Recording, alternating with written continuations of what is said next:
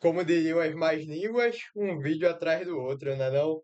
E esse vídeo apareceu na minha For You, quando eu tava pensando, o que que eu vou gravar, meu Deus? E veio esse vídeo daqui, eu achei muito interessante mesmo. E eu gostaria de fazer um react aqui com vocês desse vídeo, que eu já tinha ouvido falar sobre ele, é um psicopata doido, Raccoon. Eu já vou adiantar para vocês, Raccoon. E eu queria entender mais sobre como ele influenciou Donald Trump, como ele pode ter meio que acabado com o mundo, começado uma guerra, e talvez tenha ensinado uma das maiores filosofias.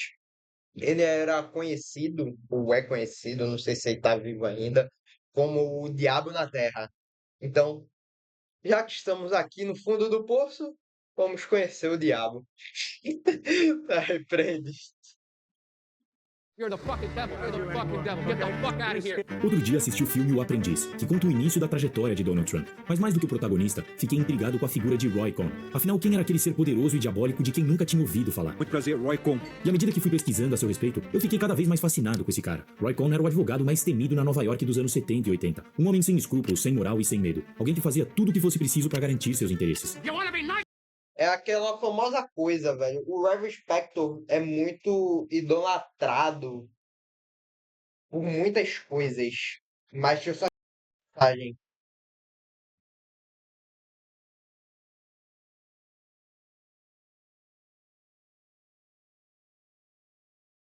O Harvey Specter é muito idolatrado por muitas coisas. Mas a mentalidade dele é muito perigosa, mas muito mesmo por outras. Por exemplo, ele vai fazer de tudo para ganhar. Esse cara fazia de tudo para ganhar. Ele fazia de tudo para estar com seus interesses acima de tudo, tá ligado? Or you wanna be effective? You wanna make the law or subject to it? Choose. Seja na versão interpretada por Al Pacino em Anjos na América, na de Jeremy Strong em Um Aprendiz ou em qualquer documentário ou entrevista que você veja sobre ele, Roy Cohn é sempre tratado como um grandíssimo filho da p***. And that little boy who nobody liked grew up to be Roy Cohn. Ninguém parecia efetivamente gostar de Roy, mas mesmo assim ele era extremamente Até os bem relacionado. Simpsons. E estava sempre rodeado de pessoas importantes e reconhecidas. Ele era um daqueles que não conquistava as pessoas pela bondade, carisma ou simpatia, mas pelo respeito, e principalmente pelo medo. Nesse vídeo vou analisar os traços Ou você me respeita, ou sombrios de Roy Cohn para ilustrar como ele chegou onde chegou. Vamos mergulhar nessa figura para tentar desvendar o que levou esse homem feio, baixinho e gay enrustido numa época em que não se aceitavam homossexuais a conseguir se inserir e ser uma das pessoas mais influentes dos Estados Unidos naquele período. Também vou analisar sua relação com Donald Trump e discutir sobre o preço de chegar no topo jogando sujo. Quer ver como usar inteligência artificial para atender teus clientes no WhatsApp? vá pra Vem cá que eu vou te mostrar pro como YouTube. Dentro do Dumbledore. Donald Trump learned Quatro anúncios. Tá um absurdo essa birosca. Eu não corto mais vídeo, tenho preguiça de editar. a lot of things from Roy Cohn. A pessoa que Donald Trump é hoje, sobretudo na política e nos negócios, tem muita influência de Roy Cohn. É exatamente isso que conta o filme O Aprendiz. Ele mostra todo o relacionamento entre os dois e como Roy foi determinante na transformação de Trump. Quer saber como vencer? Eu vou te contar um segredinho. Há regras. As 3 regras de Roy Cohn para vencer. A primeira regra é a mais simples. Ataque, ataque, ataque. If somebody attacks him, he attacks them back, he says 10 times as hard. If somebody comes after you with a knife, you shoot him back with a bazooka. Isso foi tão influente na vida do Trump e até no seu primeiro mandato e no início do seu segundo também, que literalmente ele bota pingos, não existe. Meu amigo, eu que mando. Me ataque que eu te ataco. Ou melhor, nem tente me atacar. Ouse me ameaçar que você vai ver o que eu vou fazer com você. Uma das filosofias dele. E uma das poucas que eu acho que eu concordo bastante. Porque você tem que demonstrar um certo respeito, senão vai deixar todo mundo sentar em cima de você, tá ligado? Regra 2. Não admita nada. Negue tudo. I did nothing wrong. I did nothing wrong. Regra 3. E essa é a regra mais importante. Acho que quando o Trump, depois de fazer aquelas besteiras que ele fez, ou supostamente fazer, ninguém me processa, pelo amor de Deus, supostamente fazer as besteiras que acho que essa daí ele usou bastante, hein? Não fez nada, nada. De tudo, ok? Não importa o que a poder precisa, não importa o que digam sobre você, não importa quão derrotado esteja, reivindique a vitória e nunca admita a derrota. No matter how fucked you are, you never, ever, ever admit defeat. You always claim victory. Esses princípios guiaram tanto a trajetória de Cohn quanto a de Trump. E a seguir vou mostrar como Roy Cohn de fato aplicava essas táticas trazidas pelo filme nos tribunais e nos bastidores do poder para se tornar o advogado mais temido da América. Em 1978, a capa da revista Esquire estampou um aviso que todos já sabiam: não se meta com Roy Cohn. Essa era a reputação que ele construiu nos Estados Unidos. Não bater de frente com Roy Cohn era um princípio básico para quem cruzasse o seu caminho. E se eu tivesse que apontar os dois fatores principais para que ele conquistasse essa fama, eu colocaria sua habilidade de manipulação e, em segundo, sua psicopatia. Mas vamos começar pelo primeiro. Roy Cohn era um baita manipulador. Ele dominava a psicologia humana e sabia prever perfeitamente qual seria o comportamento das pessoas quando colocadas em determinadas situações. Um talento que ele usava para subornar, chantagear, manipular e fazer alianças. Você praticou esportes, certo? Deve ter te ensinado a correr atrás da bola e não do rival. Mas, na realidade, as coisas são o contrário. Você corre atrás do rival, não da bola. Para conseguir o que quer. Isso talvez seja uma filosofia que eu concordo em partes. Porque, sim, eu hoje estou abrindo uma agência de marketing digital. Legal, beleza. Tenho concorrentes da mesma área que eu, que estão concorrendo pelos mesmos clientes que eu. Porém, eles não são meus rivais, só são meus concorrentes. São os meus rivais que estão lutando pela mesma coisa que eu acredito. Provavelmente têm os mesmos ideais que eu, tirando os falastrões do marketing digital. Mas têm os mesmos ideais que os meus. Eles não são meus rivais, eu não tenho que atacá-los, eu não tenho que acabar com a moral deles. Eu só tenho que vender o meu peixe. Aquele que tiver não é nem o melhor produto, é aquele que tiver a melhor lábia e souber montar estratégias certas para fazer o negócio do seu cliente ou para fazer você, o seu negócio vender mais, ganha. Eles não são meus rivais que eu preciso matar, que eu preciso morder. Eles são tubarões no mesmo mar que eu. Atrás da caça são os peixes. A gente não precisa se morder, se apetiscar. Não concordo muito com isso, não. Esquece a bola. Ataque o rival. Essa é uma nação de homens e não de leis. Roy tem no seu currículo algumas histórias bizarras, como o caso Rosenberg. Julius e Ethel Rosenberg era um casal judeu-americano que foi acusado de espionagem para a União Soviética durante a Guerra Fria. O governo dos Estados Unidos acusava o casal de passar segredos sobre a bomba atômica para os soviéticos. E Roy Cohn, ainda bem jovem, era um dos encarregados dessa acusação e queria condená-los à cadeira elétrica, à pena de morte. Só tinha um problema: as evidências concretas eram escassas. Mas Cohn sabia que não precisava de provas, bastava criar um cenário que favorecesse sua intenção. Foi então que ele botou em prática seu plano. Ele começou mexendo seus pauzinhos para fazer com que o juiz responsável pelo caso fosse Irving Kaufman. O motivo? Cohn sabia que Kaufman estava buscando se provar como um juiz implacável contra o comunismo, o que o tornava perfeito para satisfazer seus interesses. Com o juiz do seu lado, Cohn já tinha meia vitória garantida antes mesmo do julgamento.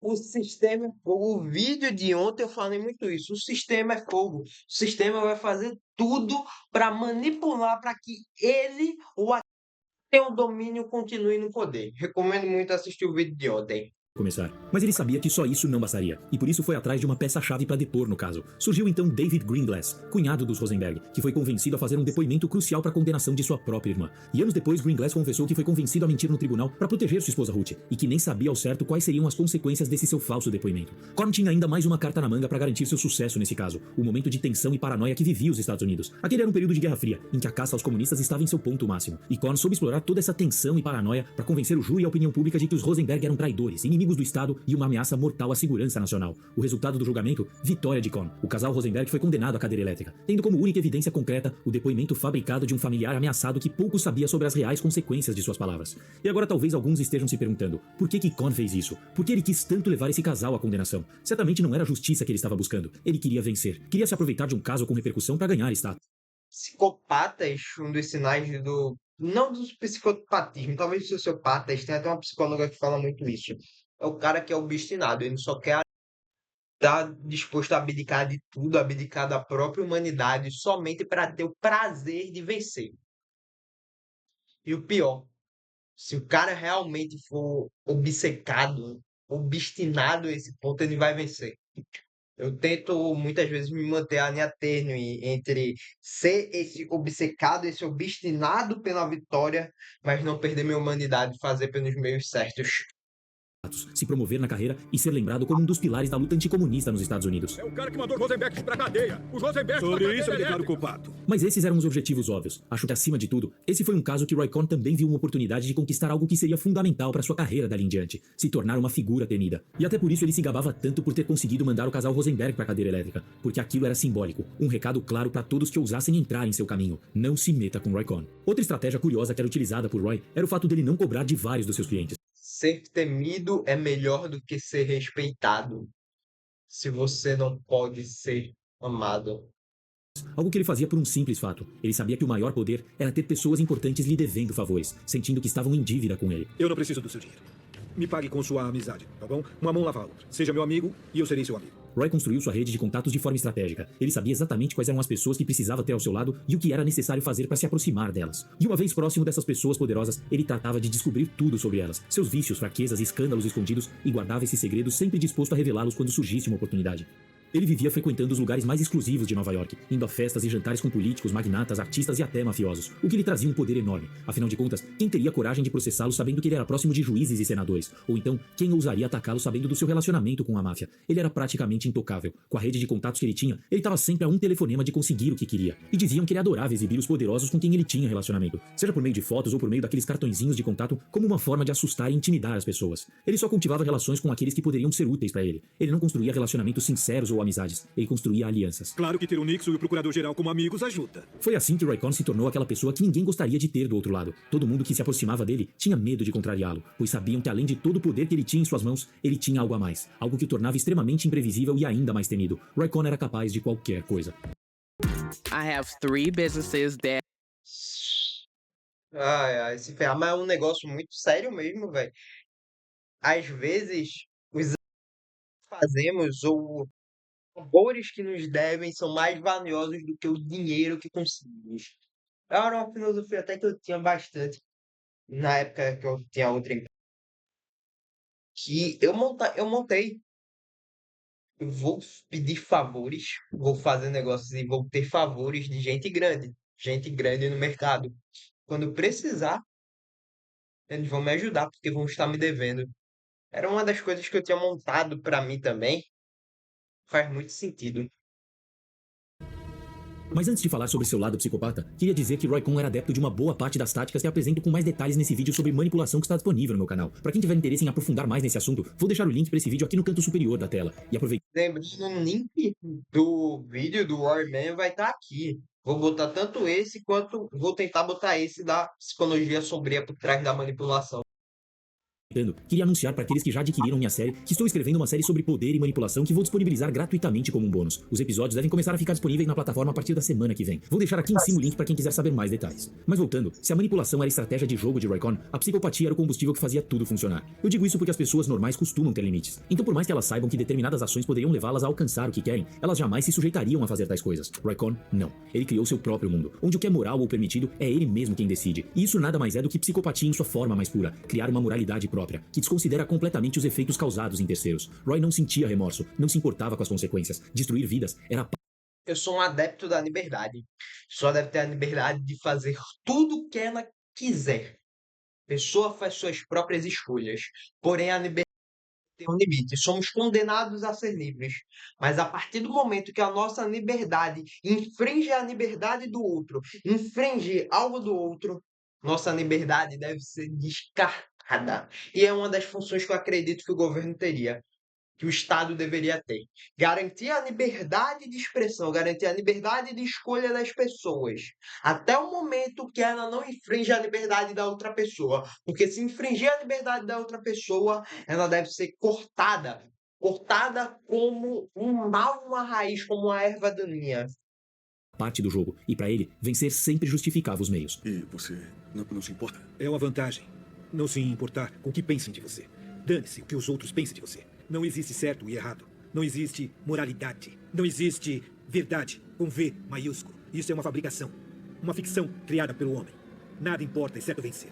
Quando você não busca aprovação, quando você não tem medo de perder amigos, prestígio ou até a própria reputação, quando as regras que regem todo mundo não regem você, você se torna perigoso. Muito perigoso. Porque onde os outros veem limites, você vê brechas, oportunidades. Was it legal? Fuck legal. Am I a nice man? Fuck nice. A falta de empatia de Roy era tão doentia que ele era capaz de atacar até mesmo seus semelhantes. Escuta essa. Como disse no começo do vídeo, Cohn era homossexual. Isso já foi mais do que confirmado por inúmeras fontes, embora ele nunca tenha assumido isso em vida. E ele não apenas escondeu esse lado, como atacava e perseguia publicamente os homossexuais. Ele participou ativamente da caça aos homossexuais promovida pelo governo governo americano naquela época, o chamado Lavender Scare, que era uma extensão da caça aos comunistas. E por que ele fez isso? Porque Roy Cohn ajudou a perseguir pessoas como ele, porque ele não aceitava ser vulnerável. Ele sabia que numa sociedade conservadora e paranoica, ser visto como fraco ou diferente era perder o jogo. Então ele atacava para não ser atacado. Ele era o mestre dos caras de pau. Não importava o que acontecesse, do que ele era acusado ou o que quer que seja. Se aquilo não fosse do interesse dele, ele negava até a morte. Tem até uma história bizarra de uma mulher que era bem próxima de Roy Cohn que é revelada em seu documentário. Ela diz que apresentou Roy a um amigo que comercializava esculturas ou peças de decoração tailandesa. Algo assim. E diz que levou Roy uma vez para conhecer esse comerciante. O advogado já vivia uma situação complicada financeiramente. E mesmo assim, levou 3 peças que totalizavam algo em torno de $72 mil com a promessa de que um dia pagaria. O tempo foi passando e nada do pagamento. Até que o comerciante, depois de um bom tempo, telefona para sua amiga e diz que Roy ainda não havia feito o pagamento. Ela, sabendo de quem se tratava, foi até a casa de Roy em um momento que ele não estava e levou as 3 peças de volta para o comerciante. Nesse mesmo dia, ela conta que saiu para jantar com Roy. E mesmo percebendo que ela levou as peças, ela diz que ele nem sequer tocou no assunto e que ele agia normalmente como se nada tivesse acontecido.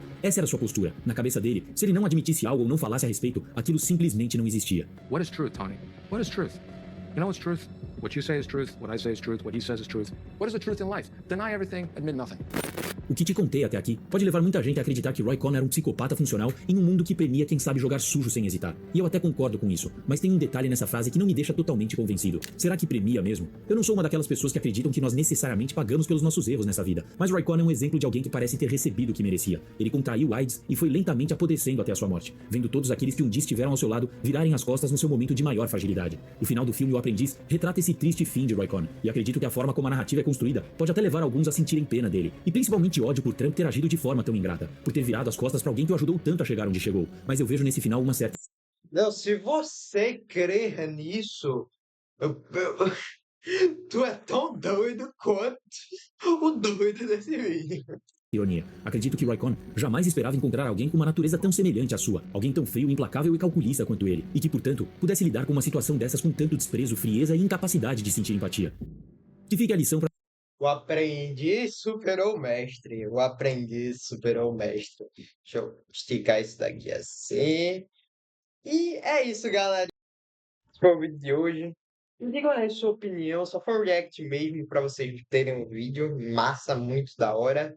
E é nóis que eu vou sair agora pra ir pro escritório da Petros. É nóis, tamo juntasso. Fui!